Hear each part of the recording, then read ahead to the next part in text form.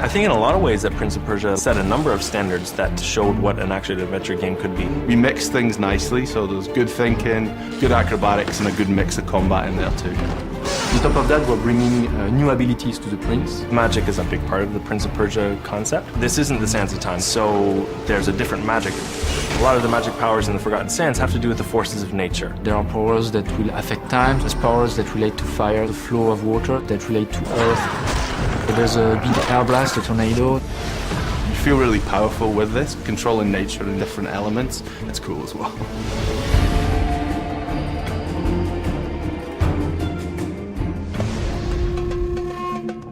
Razia is the name of the djinn. She's locked in this fountain. Jinns are creatures that are elemental. They showcase all the elements of nature. The prince is getting his powers from Razia. The powers are focused on elements of nature. What did you do? We use powers, of course, to control the environment, but the prince also uses them for mastery in combat. With his air power, he has this tornado.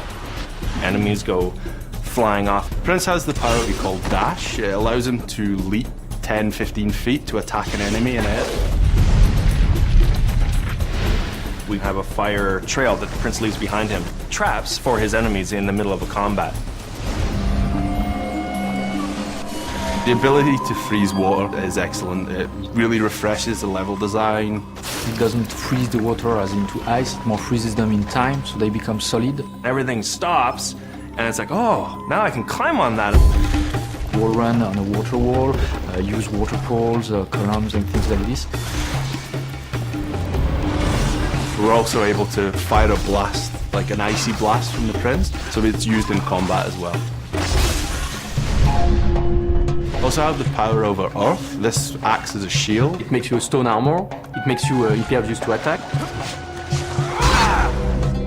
There's a new ability which allows him to recall ruined elements of his environment. You're kind of rebuilding their city as you go and seeing what it was like in its former glory. There's a ghostly outline of what was left, and the player is able to bring back those sections into the acrobatics and jump on them, then they'll vanish again when he's gone.